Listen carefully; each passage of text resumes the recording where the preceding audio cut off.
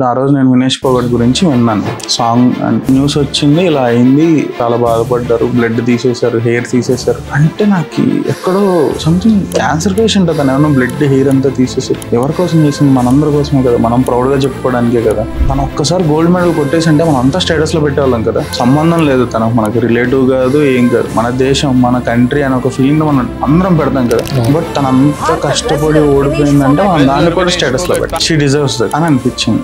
So జనాలకి ఇప్పుడు నాకు వచ్చిన ఫీలింగ్ జనాలకి అందరికి కనపడాలి అంటే వాట్ ఐ ఫెల్ట్ అనేది జనాలకు కూడా సేమ్ ఆ ఫీలింగ్ రావాలి. సో నేను తన వర్షన్ లో ఉండి, నేను మేలు వాయిస్ నాది కానీ నేను తన ప్లేస్ తీసుకొని పాడాను. ఆడతనానికి కురులే అన్నా కురులను కోసే జాతి కోసం అని పాడు. అమ్మాయి అంటేనే జుట్టు అమ్మాయిలు కట్ చేసుకోవాలంటే కూడా ఇప్పుడు ఏదో ఇన్స్టాగ్రామ్ ట్రెండ్ కట్ చేసుకుంటున్నారు, కానీ అమ్మాయిలు ఎవరు కట్ చేసుకుంటారు జుట్టు? ఆడతనం అంటేనే అది ఇక్కడ దగ్గర జుట్టు ఉండాలి, అది అన్నం దాన్ని కట్ చేసేసింది. ఆడటానికి రక్తం పోవడం, ఆ రక్తాన్ని తీసేసింది దేశం కోసం. ఇంత చేసినందుకు మన కోసం మనం గౌరవంగా చెప్తాం. So we should celebrate her victory కాదు, తన డిఫీట్ ని కూడా మనం సెలబ్రేట్ చేసుకోవాలి. She deserves that.